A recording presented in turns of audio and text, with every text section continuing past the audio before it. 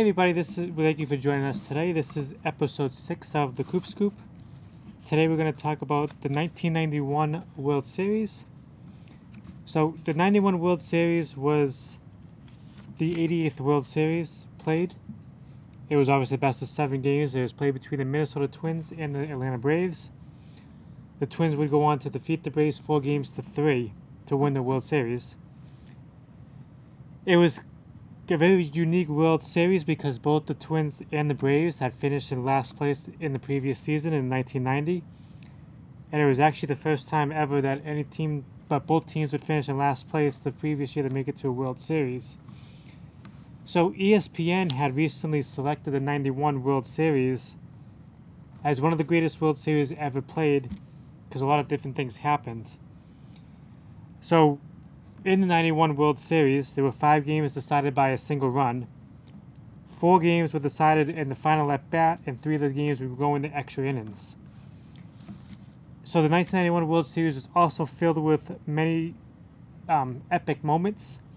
Probably the biggest one was Game 7, the deciding game, when Jack Morris of the Twins threw a 10-inning complete game shutout, and he would go on to win the MVP of the World Series.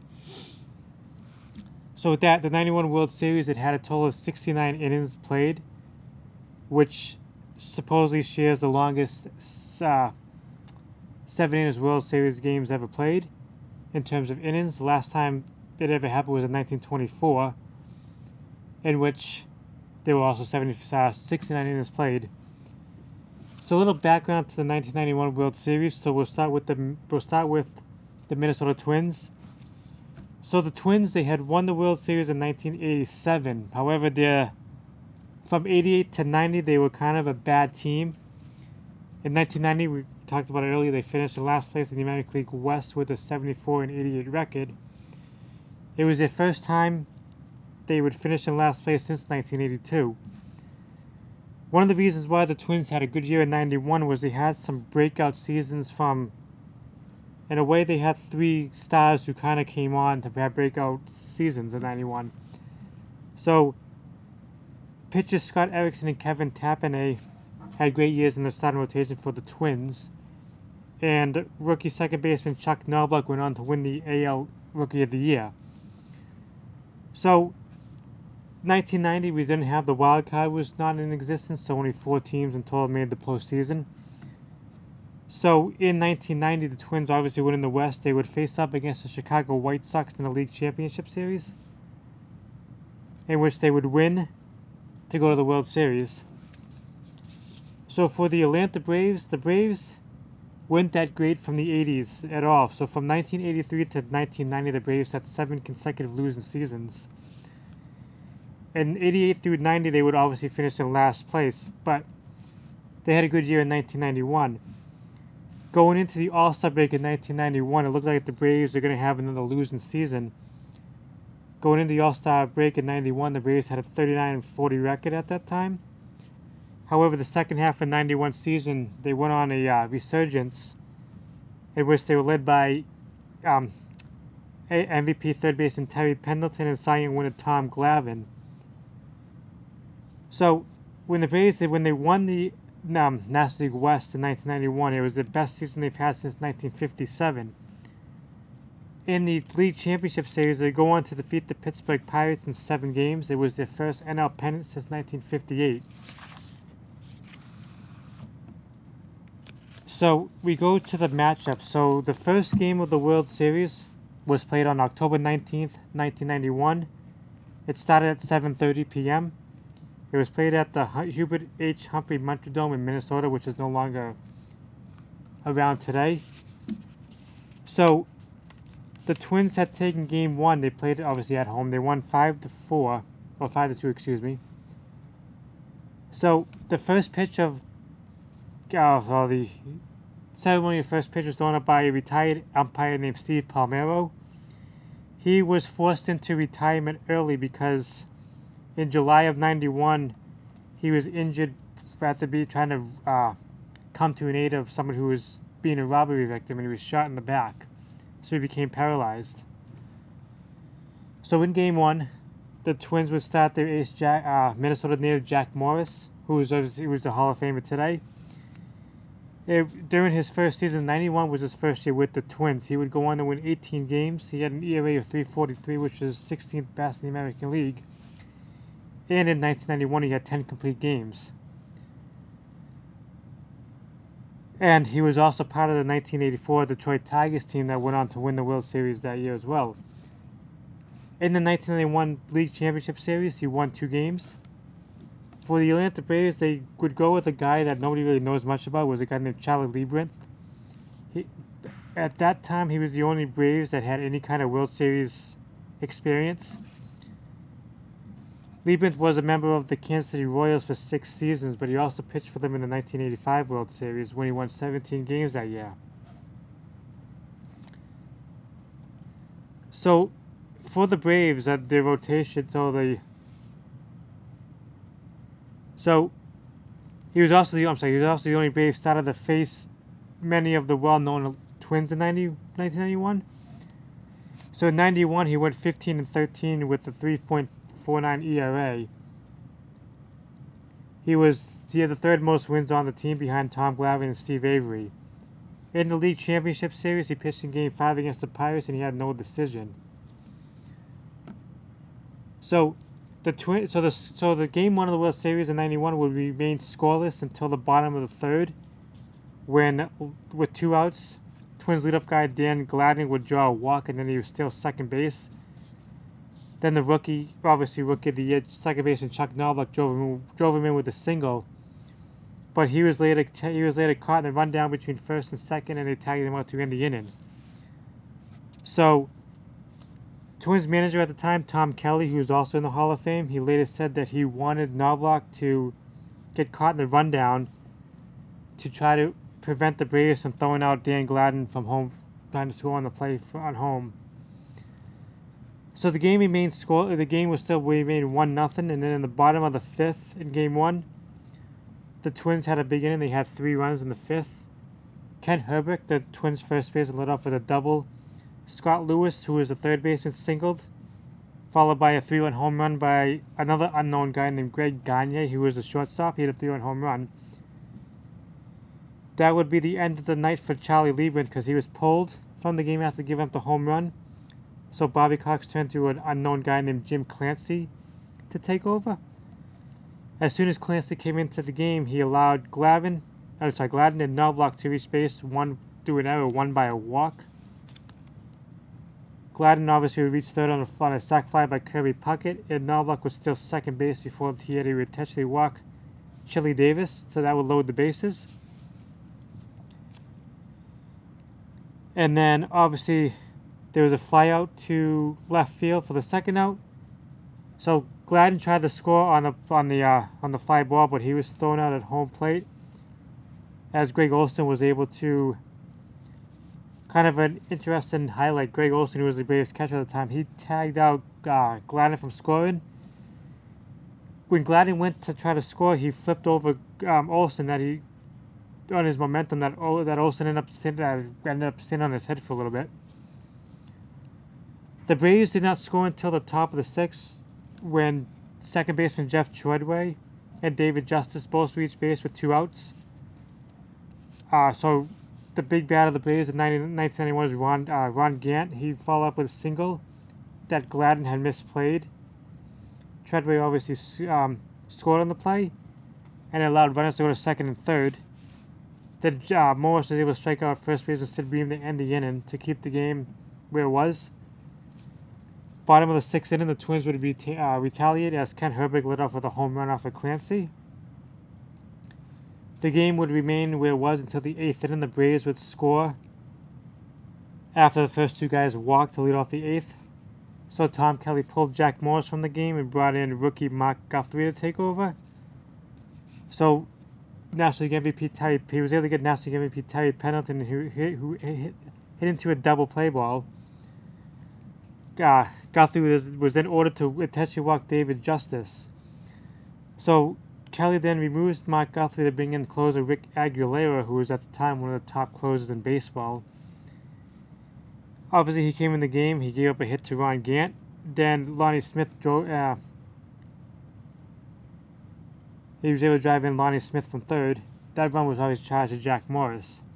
And that was the last run scored of the game as the Twins went on to win 5-2.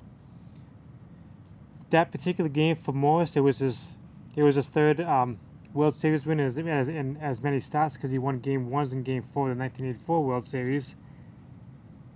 For Charlie Liebenth, he had a poor performance, but he was not removed from the game itself. And then we go into Game 2, which was a little bit more. It was kind of a pitcher's duel in Game 2. It was played on that following day, Sunday, October 20th of 1991, at the Metrodome in Minnesota. So Game 2 was a matchup between Cy Young winner Tom Glavine, who pitched for the Braves, who was going up against Kevin Tapani. So Tapani was a 16-game winner in 1991. Glavine was a 20-game winner in 1991. For Kevin Tapani, he had an ERA of 2.99, which was the lowest by any Twins pitcher in team history. Tom Glavine, he led the Braves obviously with 20 wins. So Tapani, he didn't pitch very well in the championship series. He lost Game 2. He lost Games 2 as well as Games 5. So Glavine, he lost Game 1 of the championship series, and also Game 5. He gave up 6 runs in the championship series. So for the Twins, they scored early. They scored in the bottom of the first. So leadoff man Dan Gladden, who hit a weak fly ball towards second base. However, the right fielders David Justice and Mark Lemke had miscommunicated. They both collided with each other. So the ball had fell out of Lemke's glove and allowed Gladden to reach second base on a 2-base error. That error was charged to Mark Lemke. Knobloch followed with a walk, and then Glavine was able to get Kirby Puckett to ground out to third. And Pendleton at the time was able to step on third to get Gladden and then threw to first to get Kirby Puckett out for double play ball. However, the Twins would score. Their next batter, Chili Davis, hit a 2-run home run off of Tom Glavine. So at the end of the first inning, the Twins had a 2-0 lead. The Braves in the top of the second came right back as David Justice had a single, followed by a double by Sid Bream, and Justice was scoring a sacrifice fly by Brian Hunter. Then there was some controversy in the third when Lonnie Smith reached first base on an error from third baseman Scott Lewis. Then we have kind of an interesting play that I think many people have probably seen on YouTube. So with 2 outs in the inning, Ron Gant had singled in the left, where Lonnie Smith was trying to beat the throw to third. However, the throw was wild and it missed Lewis, and he missed third baseman Scott Lewis. Smith took off for third. However, Ron Gant was caught between first and second as Tapani was backing up the play. He was able to field the ball thrown by Gladden. As Gant headed back to first base, he lost his balance and kind of got tangled up with Kent Herbrick at first base. So, supposedly Gant had lost touch with the first base and he was called out by umpire Drew Cobble. However, Gant and Braves first baseman Pat Corrales were kind of argued the call, as Cobble had later said that Gant had lost control of his body when he would try to go back to first base, but he ended up getting entangled with Herbrick, who fell off the base. But if you look at the YouTube video, it kind of looks like that Herbrick kind of held Gant's leg and tried to throw him off the base. But so after that play, Herbrick became one of the most hated players in Atlanta Braves history, because when the series returned to Atlanta, he was booed and received death threats later on. That play, when Herbrick and Gant got collided on the base path, the Twins had celebrated that 20th year anniversary, where they gave a bobblehead doll of Herbrick and Gant entangled. So the Braves would tie game 2 in the 5th when Greg Olson doubled. He would advance to third on a ground up by Mark Lemke and came on a sac fly by Rafael Belliard. The game he made tied in the top half Ronnie Bellier led off with a infield single, and he was moved over to third by a sacrifice. However, Gant was able to get out of the trouble in that inning. And then, obviously, the Twins would score in the bottom of the 8th inning when Scott Luis, the third baseman for the Twins, he had a home run off Tom Glavine in the bottom of the 8th. So, now the series is up 2-0. So going back to Atlanta, the Twins have a 2-0 lead going to Atlanta. So we now go to Game 3, which they had a day off to travel. So Game 3 was played on October 2nd, 1991 at Atlanta Fulton County Stadium in Atlanta, Georgia. Some say this might be considered one of the greatest World Series games ever played, as it would go 12 innings. It was also the first World Series ever played in the Deep South. So for Game 3, the Twins would start 20-game winner Scott Erickson, and the Braves would go with left-hander Steve Avery, who many feel was going to be like the next great Tom Seaver at the time. So Steve Avery in the League Championship Series against the Pirates in 1991, he would go 16 and 30 innings. He won Games 2 and Game 6, and he ended up getting the MVP of the series. And for Scott Erickson, he started Game 3 of the ALCS but took a no decision. So, going into Game 3, Tom Kelly was upset because he didn't have a designated hitter. He didn't feel it was fair to have one of his top starters have to hit. But at the time, the designated hitter rule didn't exist in the National League, so the pitchers had to hit. So the Braves would score first, as in the bottom of the second, Dan Gladden there was kind of a miscommunication. He would reach base, but didn't obviously score. In the bottom of the second of Game 3, Greg Olson scored when Rafael Belli drove him in with a single. So it was a 1-0 after 2 innings. The Braves had a lead. The game would remain 1-0 until going to the bottom of the 4th when David Justice would hit his first home run of the World Series. So it gave the Braves a 2-0 lead. So going into the bottom of the 5th, the Braves would score again when Lonnie Smith hit a home run. That immediately produced. So Scott Erickson was pulled from the game after he allowed Terry Pendleton and David Justice to reach on a walk and an error by Chuck Knobloch. The error that Knobloch made should have ended the inning, but it didn't end up happening. So Tom Kelly went with David West as his reliever for Scott Erickson. He walked the first 2 guys he faced, which forced in a run that was charged to Scott Erickson. But he was able to get out of the inning. He struck up Mark Lemke at the end of the inning. So it was a 4-1 Atlanta lead after 5 innings. Yes. So the Braves had the 4-0 lead after 5 innings. So, however, Steve Avery was perfect through 5 innings, recording the first 15 consecutive outs in this game. But he seemed to get tired a bit, as Kirby Puckett going in the 7th inning, he made it 4-2 when he hit a home run. So Bobby Cox had recently he sent Avery out to pitch the 8th inning. He faced Brian Harper, who was pinching in for the catcher at the time. He reached on an error. And then the Braves would go with a guy named Alejandro Pena, who was perfect 13 for 13 save opportunities. He joined the Braves late season from the Mets, and he had not pitched in over a week. So he got out of the inning, and then I should say he got out of the inning. So then Chili Davis came on the pinch hit. He took advantage. He hit the game tying home run. So this was like late in the game. So the game remained tied going into extra innings. There was a bunch of double switches that turned in the game, in which they kind of exhausted manager Tom Kelly. Because by the 11th inning, he had no position players left. And all he had available were Rick Aguilera, Jack Morris, and Kevin Tappanay. They're all pitchers at the time.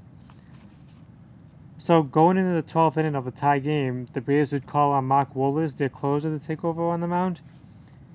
He retired Randy Bush on a flyout, gave up a single to Dan Gladden, was able to get Knobloch to ground out to second, which resulted in a double play. However, Mark Lemke had misplayed it. There's a ball rolled between the legs, and Gladden was able to advance to third in the error. So, with the go-ahead runner scoring position, Bobby Cox pulled Mark Wohlers and brought in Ken Merker to pitch. At the time this was going on, the Twins had Rick Aguilera, their closer, warming up in the bullpen.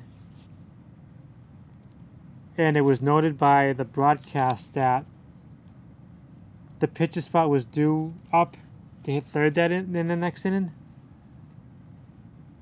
So it was theorized that if Merker had retired Ken Herbert, Cox would then elect to walk Kirby Puckett because the Twins had no position players left. So the funny thing about it was that so Tom Kelly, the manager, had to use his closer to pinch hit for the pitcher spot. So then Knobloch was able to avoid a double play ball because Herbert struck out looking.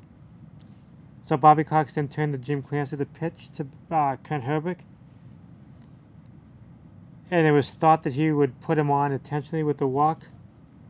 However, Tom Kelly would then summon Rick Aguilera from the bullpen to pitch. Or the pinch hit, I should say. So Aguilera, who did have some success as the hitter in the past, but he hasn't really had an at-bat since 1989. On the third pitch of that at-bat, he flied out to deep center field, which left the bases loaded in the game deadlock. So going in the bottom of the 12th inning, Tom Kelly keeps Rick Aguilera in the pitch to still pitch. He got the first pitch on 1 out, but then he gave up a single to David Justice. He then got Brian Hunter to fly out when then David Justice stole second base. So what they did is Aguilera, he had pitched to Greg Olson, who drove him in with the game-winning single. So obviously Jim Clancy got the win and Aguilera got the loss.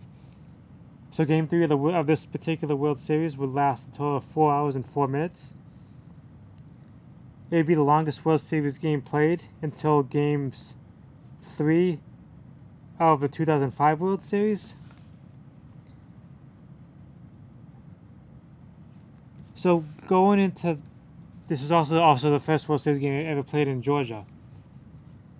So now the Braves have their first win of this World Series. So we go to Game 4, which was played on October 23rd, 1991 in Atlanta. So Game 4 was Jack Morris for the Twins against John Smoltz. So interesting about this is John Smoltz idolized Jack Morris when he was just a kid. Because John Smoltz grew up in Detroit, Michigan. So Morris was looking forward to record his second victory of the series, whereas John Smoltz was making his first start of the World Series. So John Smoltz won both his starts against the Pirates in the championship series, and he also won the seventh deciding game of that series when he pitched a complete game shutout. So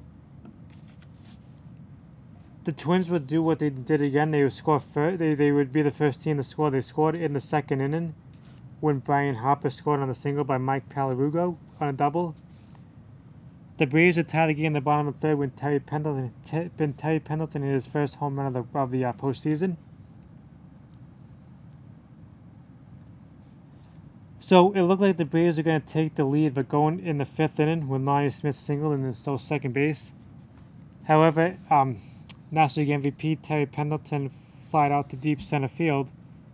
When Puckett fielded the ball, Smith watched it, but he did not tag up since the ball wasn't hit deep enough for him to advance to third.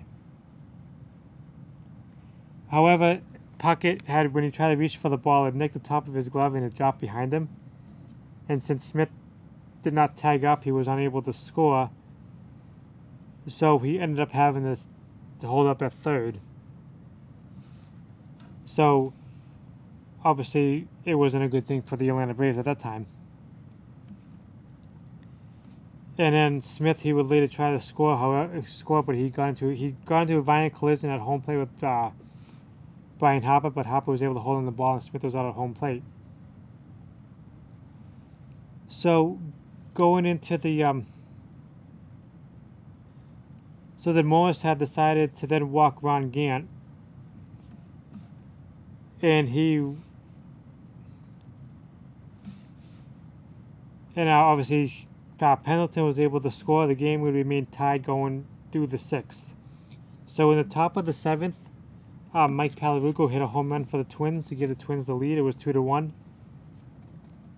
So we're now with the Twins up in front.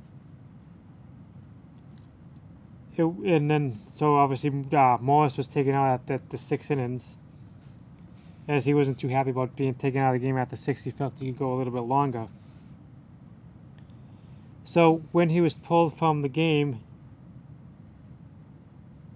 Lonnie Smith, he was pulled for Carl Willis, so Lonnie Smith was able to redeem himself from his base running miscue early in the game when he hit a home run to tie the game. So the game was still tied going into the last of the 9th inning, as the game was tied at 2. So Mark Guthrie was now pitching for the Twins. He gave up a triple to Mark Lemke. He then would intentionally walk Jeff Blauser to try to set up a double play, try to force extra innings. However, with the pitcher spot due up at the Blauser, Bobby Cox sent Francisco Cabrera to the on-deck circle. So Blauser was obviously intentionally walked, so Tom Kelly then decides to bring on former Brave Steve Bedrosian to pitch. When it was announced that Francisco Cabrera was on the pinch hit, he was later called back for minor leaguer Jerry Willard, which many people can't figure why Bobby Cox should go with a minor leaguer to pinch hit. Willard hit a short fly ball to Shane Mack, who was playing right field.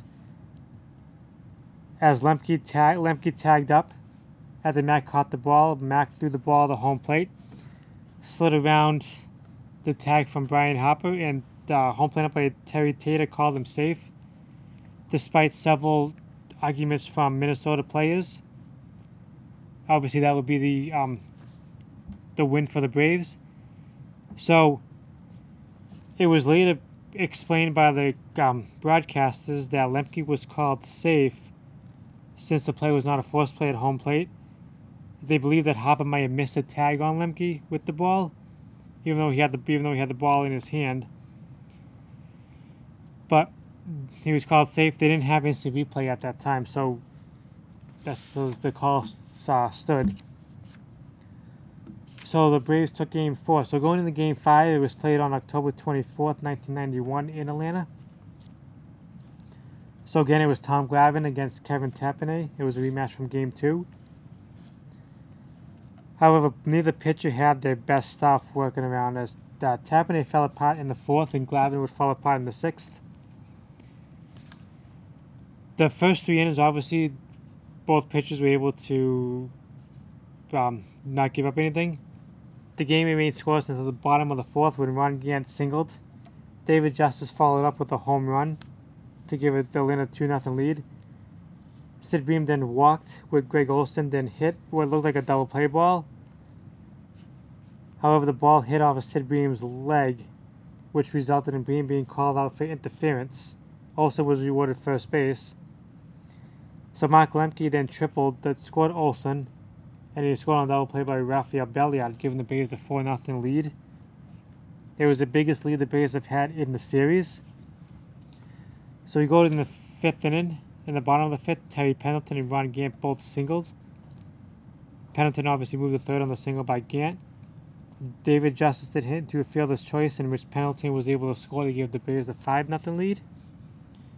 So by this time, Glavine would have had a 2-hit shutout going along. He seemed to be kind of pitching fairly well.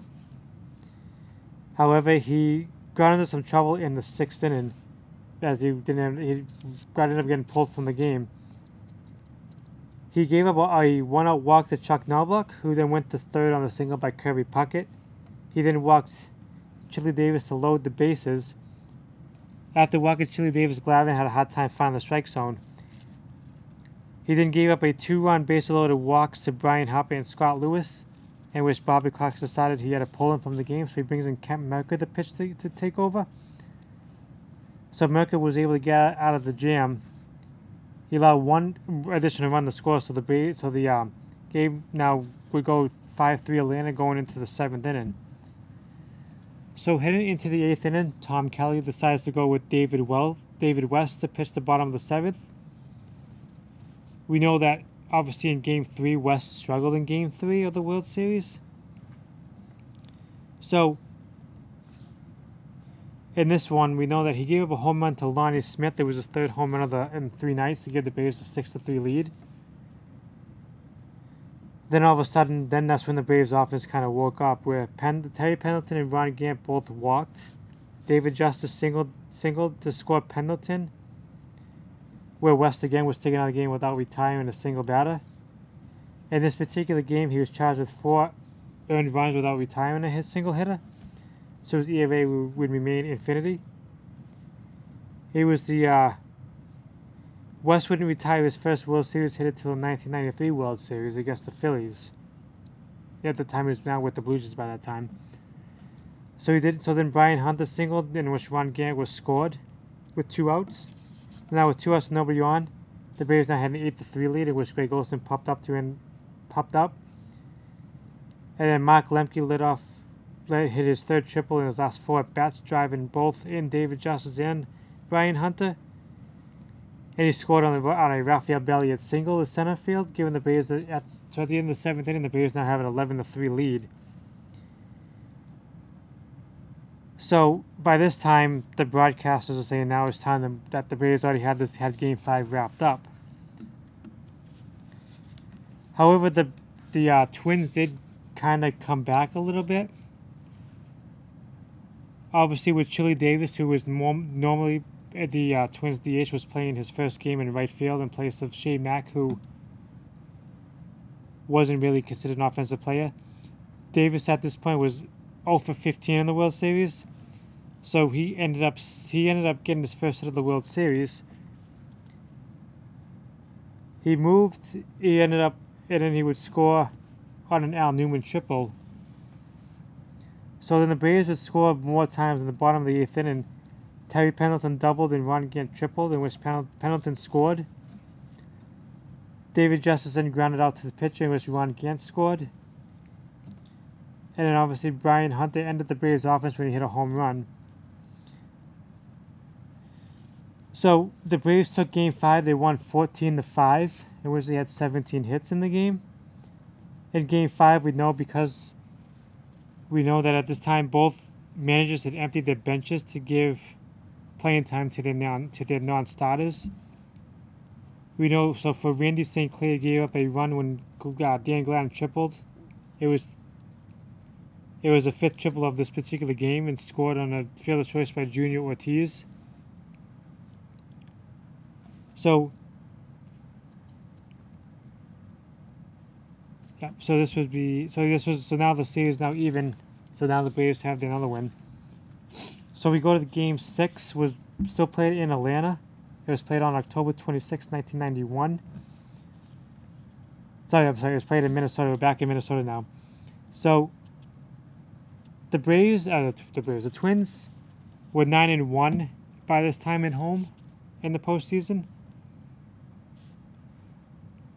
So Tom Kelly decides to stay with a 3-man rotation as Scott Erickson, who would get the start in Game 6.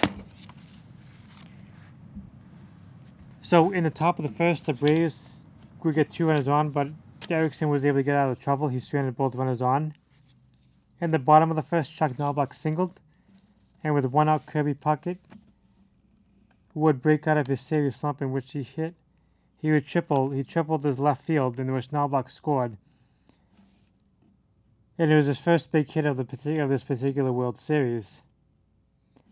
He gets Chili Davis to fly out. So in the top of the third inning, Erickson was the Braves kind of hit Erickson pretty hard, but they could not score. So in the fourth inning, it looked like the Twins were going to increase their lead. But there was a double play that was hit into in which Lonnie Smith was able to reach. Yeah, Lonnie Smith was able to do a assist in the outfield. Dan Gladden was able to walk Easton Stowe second base, and he moved to third on a Chuck Knobloch line out to right field. So the Twins have a 3-2 lead. So the game obviously would remain tied at 3 when Bobby Cox decides to bring in Charlie Liebrand to the mound in the extra innings to face Kirby Puckett. So everybody thought that Kirby Puckett might try to bunt his way on, but he decided not to. Instead, he would hit the first pitch that Charlie Liebrand would throw into the left field seats for the game-winning home run. So they ended up, when Kirby Puckett was inducted into the Hall of Fame, they actually made a statue of Kirby Puckett around the second base pumping his fist after this home run. So Kirby Puckett's home run would force in a Game 7. This would be the first time since 1987 that the game would be played at the Metrodome. So Game 7 was probably one of the most dramatic games in World Series played. It was played on October 27th, 1991, in which it would be Jack Morris for the Twins against John Smoltz. For Jack Morris, this was his third start of the World Series, and for John Smoltz, it would be his second. So, probably like a big play at this particular game because this was not really a high offensive game. In the first inning, Braves leadoff hitter Lonnie Smith shook hands with Twins catcher Brian Harper before stepping up to the plate to show signs of respect for each other. So, neither team was able to score runs early on. This was the first time that neither team was able to score in the early innings of the games. The first big opportunity for either team to score came in the bottom of the third when Dan Gladden of the Twins doubled, and he would advance to third on a fly-up with Chuck Knobloch. However, John Smoltz got Kirby Puckett to strike out to end the inning. In the next half inning, the Braves put runners in scoring position with one out in the fifth when Mark Lemke reached third on the sacrifice bunt by Ronnie Belliard and a bunt single by Lonnie Smith. However, Jack Morris got out of the inning when he got Terry Pendleton to fly out and struck out Ron Gant to get out of the inning. There was no team threatened to score again until the 8th inning, where Jack Morris retired the Braves in order in both the 6th and the 7th. Smoltz allowed only a single to Gladden in the bottom of the 5th and walked Kirby Puckett the next inning before a double play ball. So both Morris and Smoltz were working on a shutout going into the 8th inning. So in the top of the 8th inning, Lonnie Smith led off with the single. However, there was a costly event by the Braves. Probably considered many blame Bobby Cox for this one. So with Terry Pendleton, the National League MVP, up, he called for hit and run, in which Smith took off. Pendleton hit a deep fly ball to left center field on a 1-2 pitch for a double. So Smith should have been able to score on the play. However, when he was around the second base, he stopped for a moment for an unknown reason, and he was unable to score, so he had to hold up at third base. So if you look on the YouTube highlights of this one, it looks like Chuck Knobloch was trying to fake a throw to second base and might have kind of threw off Lonnie Smith trying to score on the play. So Smith obviously didn't end up scoring at all, didn't score at all. So he was able to then So Jack Morris was able to get David Justice out. So then we go to in the bottom of the 8th inning, the Twins had rallied. They had Randy Bush, who came on the pinch hit for Greg Gagne, lit off with a single off of John Smoltz. However, Smoltz then retired Glavine, but didn't give a single to Knobloch for his 8th hit of the series. And with 1 out runners on the corners, Puckett coming to the plate, Bobby Cox decided to take John Smoltz out of the game. So he called in left-handed reliever Mike Stanton to take over, in which he ordered him to intentionally walk Kirby Puckett to load the bases. And then he was able to get Kent Herbeck to line out to second base to end the inning. So now the game goes into extra innings. Or should go to the 9th inning, I should say. So going to the top of the 9th inning, Jack Morris was still pitching for the Twins. He was able to go in order. He was able to get Brian Hunter, Greg Olson, and Mark Lemke out. So the Twins, they had a chance to win the game in the bottom of the 9th inning. If they won, it would have won the World Series. They had Chili Davis lit off with a single. And then the rookie named Jarvis Brown came on the run for Davis because Davis couldn't run at all. So Brian Hopper, the Twins catcher, tried to move him over with a bunt down the first base line. However, Mike Stanton misplayed the ball and allowed Hopper to reach base without a play. And on the play, Mike Stanton appeared to look like he may have pulled a muscle in his back, so he had to be taken out of the game. So Bobby Cox brings in Alejandro Pena to take over. So Pena was able to get Shane McNair into a double play for the first 2 outs. He then walks Mike Palarugo intentionally and strikes out pinch hitter Paul Sorrento for the last out. This would force in extra innings games. So going into the 10th inning, Tom Kelly, the manager of the Twins, wanted to pull Jack Morris from the game, but Jack Morris convinced him that he could stay in the pitch. So, obviously he did. He retired the Braves in order in the top of the 10th inning. So going to the bottom of the 10th inning, Alejandro Pena is still pitching for the Braves. He gets Dan Gladden in to lift the fly ball breaking his bat to left field. The ball will land in front of Brian Hopper for a bloop single.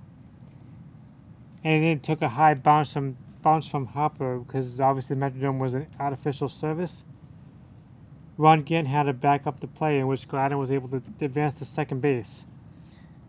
So Kelly then has Knobloch do a sacrifice bunt.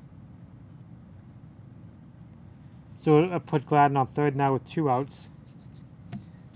So then Bobby Cox does the same thing. He orders Pena to intentionally walk Kirby Puckett to face Kent Herbeck instead. So Herbeck has, now coming up to this point, Herbeck has just 1 hit in the last 16 at bats. So he's in 115 in the series. So Bobby Cox then decides to bring on left-hander Kent Mercker, who struck out Herbeck earlier in the series, hoping to try to get a double play ball. He had Jim Clancy warming up behind him. Instead, Bobby Cox decides to call Mercker to intentionally walk Kent Herbeck to load the bases, which then forced Tom Kelly to have a tough decision because he has Jarvis Brown, who's a rookie who came on the pinch run for Chili Davis. So going into the 10th inning, Davis had already used 4 of his 7 players on the bench. So he obviously inserted Scott Lewis, had to go in the shortstop after he came on after he took out Greg Gagne. So it left Tom Kelly with either backup catcher Junior Ortiz, who was a weak hitter, or left him with utility man Gene Locker, who was dealing with a knee injury. So Kelly decides to take out Jarvis Brown. He brings in Gene Larkin to pinch hit. So on the first pitch to Larkin sees, he drives a single to deep left center field, in which it would score Dan Gladden with the series winning run. and this would give the Twins their second World Championship since moving to Minnesota. So for the Twins, so Jack Morris was one of the first players to greet Gladden at home plate after Gene Larkin's game-winning hit. So this was the first time since 1962 in which the seventh game of the World Series would end in a 1-0, would be 1-0. And this is also the first World Series deciding game to go extra innings since Game 4 of the 1939 World Series.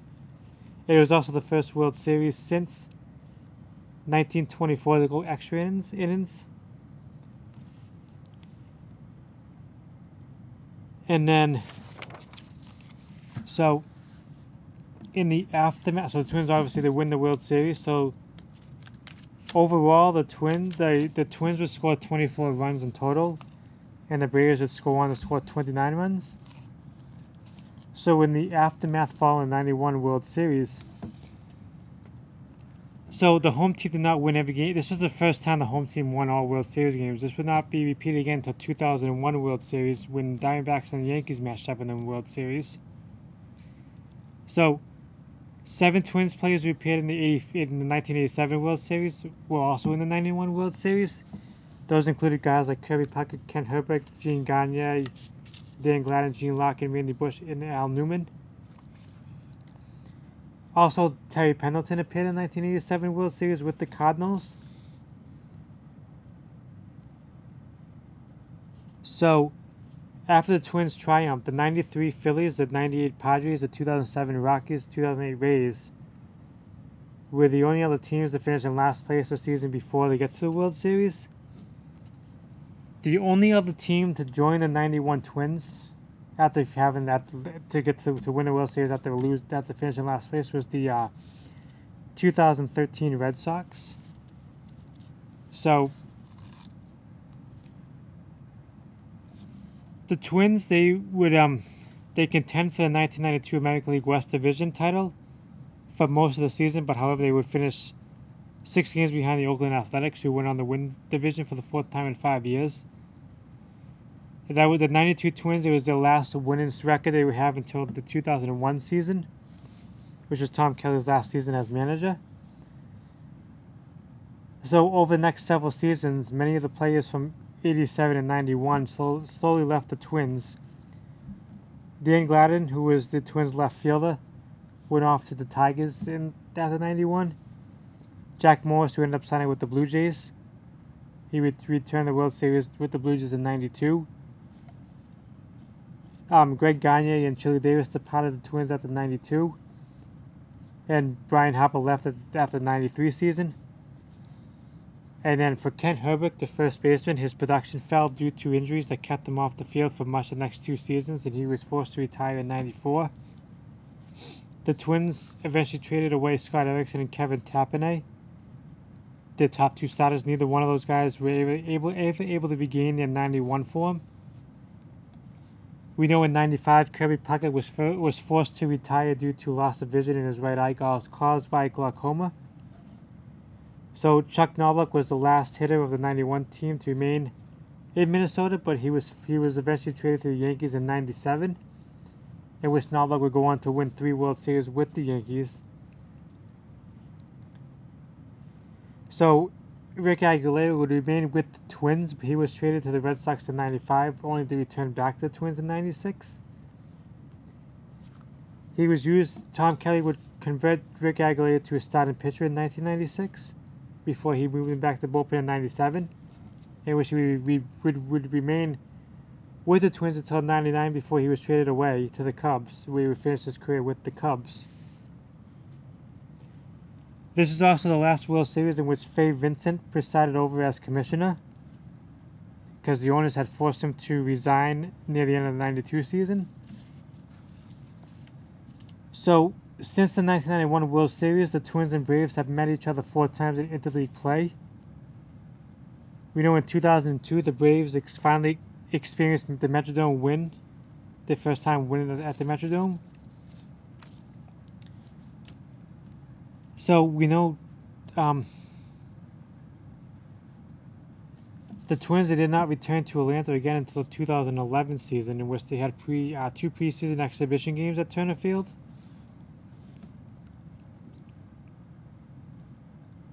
So, today this is the most recent World Series appearance and most recent appearance and win by a Minnesota-based Big Four team in sports. So, Jack Buck, who was one of the main broadcasters for the '91 World Series, his last year in the booth was in 1992, before Sean McDonough took over. So, but Jack Buck would remain with the Cardinals for a couple more years before he was forced to retire due to lung cancer, which he would pass away from in 2002. So, probably some famous quotes or famous lines. One of Jack Buck's famous line in the '91 World Series came when the Twins won in Game 7. He said the Twins are going to win the World Series. The Twins have won it. It's a base hit. It's a 1-0 10-inning victory. So, the MVP of the '91 World Series would be Jack Morris. So there's several Hall of Fame players would appear in this World Series. For the Twins was Jack Morris, Tony Oliva, who was a coach. He was just inducted earlier in the year, and Kirby Puckett are all Hall of Famers for the Twins. For the Braves, Bobby Cox is a Hall of Famer. John Showhouse, the general manager, is a Hall of Famer. Tom Glavine and John Smoltz were also inducted to the Hall of Fame. So that will wrap up the 1991 World Series. So now I want to talk about how analytics are kind of ruining baseball, because there's so much of a focus on analytics, in which it's kind of throwing off the game a little bit. So analytics has always been around in baseball. However, it didn't really take off until after that movie came out. Was it Moneyball? I think the movie's called Moneyball. So the big problem with analytics today is that, at least ever since the steroids of the late 90s, or late, say, 80s into the 90s, even the early 2000s,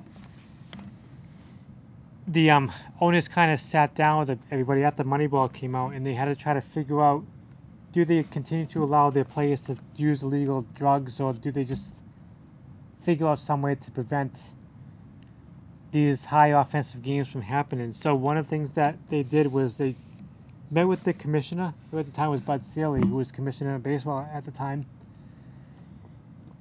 and all the owners agreed to start hiring an analytics department to try to have people oversee analytics.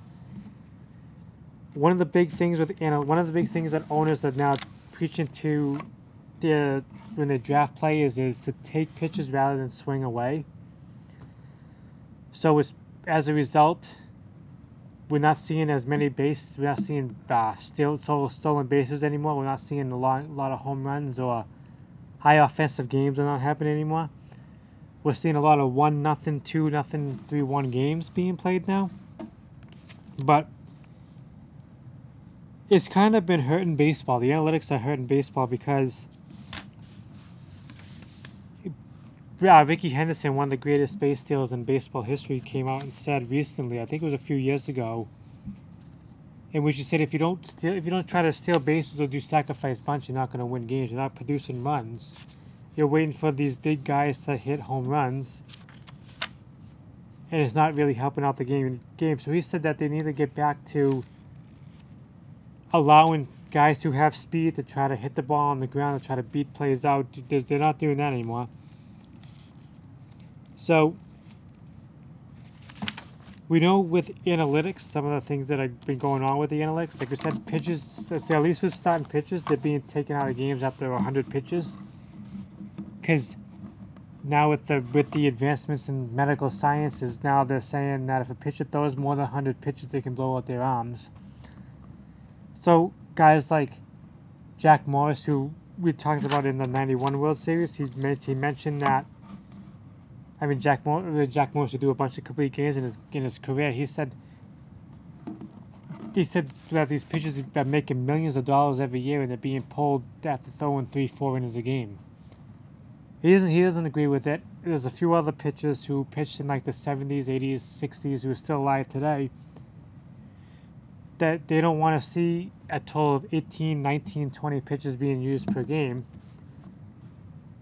Because every time you do a pitch and change, you got to go, the manager has to come out, take the pitch out of the game, you got commercial breaks going on. It's taking an hour to play one inning game. It's taking hours to play an inning. We've seen attendance has dropped because fans don't want to sit through a 5.5 hour game anymore because you got all these pitch and changes coming along. You have owners are saying, well, if the pitcher is throwing to the same guy 4 times in one game, the 4th time this guy comes up, he has an advantage over the pitcher. So it's kind of throwing off the game itself. So for me, I kind of miss the offense. I mean, as much as like pitching, I do miss the offense, like the good offensive players. You know, like in the 90s, you have some good offensive players with some very good pitching. But I don't think we'll ever really see that happen until the analytics go away. So I'm going to start wrapping things up. So in this episode, we talked about the 1991 World Series, as well as briefly touched on analytics and how analytics are ruining Major League Baseball. So I want to thank all those who have joined me today. Again, my name is Steve Kuplast. Thank you for joining me for episode 6 of the Koop Scoop. Have a great night.